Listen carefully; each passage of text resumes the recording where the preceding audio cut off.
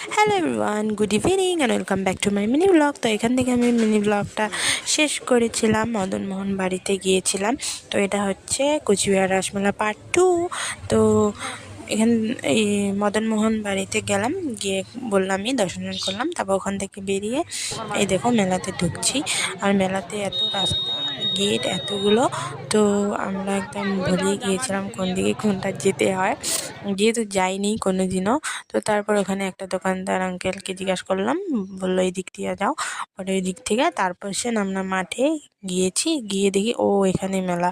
তো মাঠে আমরা বেশি ঘুরিনি, একটু ঘুরে টুরে বিরিয়ানি খেয়ে বাড়ি এসেছিলাম। কারণ যেহেতু গাড়ি পাবো না, লেট হচ্ছিলো।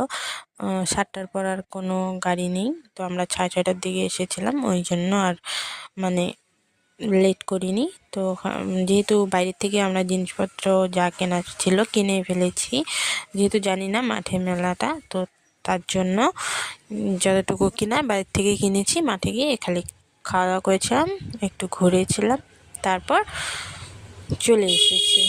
তো ভিডিওটা দেখতে থাকো। আর অনেক ভিড়, ওই দিন লাস্ট মেলা, ভাঙা মেলা ছিল 20 তারিখ, তারপরেও এত ভিড়। যখন গিয়েছিলাম অতটা ভিড় ছিল না, তারপর আস্তে আস্তে ভিড় বাড়ছিল সন্ধ্যার দিকে।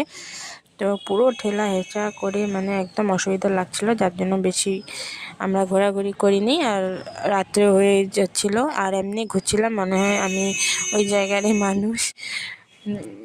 রাত্রে হয়ে গেছিলো, কোনো টেনশনই নেই, ঘুরতেছিলাম। তো এই দেখো পুরো ভিড়, আর এখানে স্টেজ বানিয়েছে, এখানে হয়তো প্রোগ্রাম হবে তার জন্য। তো আজকের জন্য এতটুকুই, দেখা হচ্ছে নেক্সট মিনি ব্লগে। বাই বাই, ভালো থেকো সবাই।